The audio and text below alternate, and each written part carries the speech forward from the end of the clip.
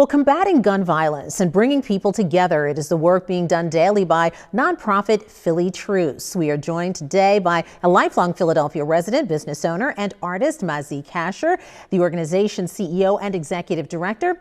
And Stephen Pickens is also with us, who is president and director of strategic partnerships. We thank you both for joining us today. Thank you, Jennifer. Good to see you again. Oh, it's great to see you. We have talked often about PHILLY TRUCE, the work you're doing. I want to get right to it. Tell us briefly, for folks who don't know, you patrol, you look into things happening in the community, but what else is so essential?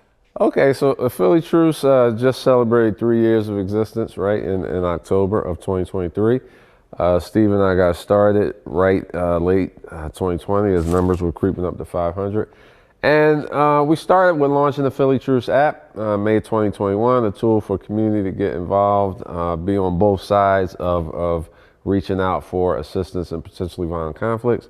And since then, we've grown into what we are calling, you know, the importance of sustainable Black manhood, right? Because as we look around, what the data tells us, historically, Philadelphia, for the past 50 years at least, been averaging 350 homicides, and 85% of them have been perpetrated by and against men of color. So all of where we started in 2020, just looking to see what we could do about gun violence and violence in the streets, a culture that we both grew up in, it is where it has led us. I mean, it is tremendously important work and that you're doing. And I want to talk with you also, Steve, because Operation Hug the Block, I'm going to hear from both of you on this. This is your latest initiative. When we think about giving something a big hug, wrapping around it, you know, giving it some love, tell us what this is about. So Operation Hug the Block was a 77-night peace patrol vigil of blocks identified per the DA's office data lab that had, as Mazzie mentioned, 10 or more shootings since 2015. And the terminology hug the block came from a street phrase that was used long time ago. So we didn't actually give hugs to the neighbors, but it was a terminology that was that we picked up on in a more positive way than it had been used in the past. Yeah, and I mean, I think we do need that. I think we do need that love. I think we do need to embrace and lean in and let our communities know that, you know, they are there and loved and cared for. You know, when I think of that type of symbolic hugging of our communities. Let's talk a little bit about Kensington. 30 or more patrols? Tell us about that. What did you find? What did you see? And what's next based upon what you saw?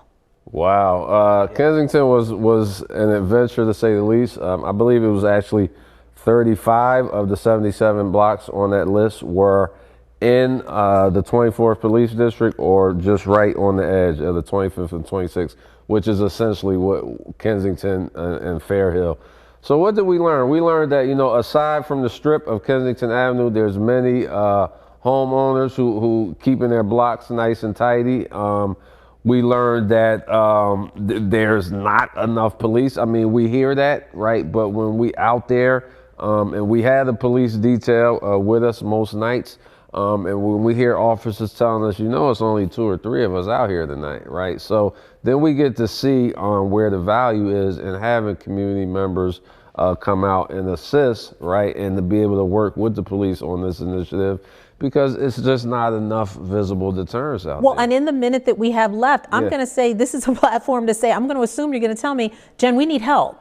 We need other people. Let's take our 30 seconds. How can people help you, and why do you need that help, Mazzie? Okay, how people can help us from a governmental level, we need to operationalize Hug the Block Peace Patrol in every district that needs it, right? The 24th is really not an exception. We need to fund this. We need to use justice-involved men, whether it be on parole, probation, or return to the community, to staff these operations. We need to continue to work with the police, because the additional byproduct is that we get to heal that rift between police and the community. And we need the city to get on board with this. We need folks like the Philadelphia Foundation, you know, a Better Business Bureau, private money. You're saying everybody, if you can participate, we as a community, we need you, right? Mazzie, Stephen, thank you so very much for being here. It is so important.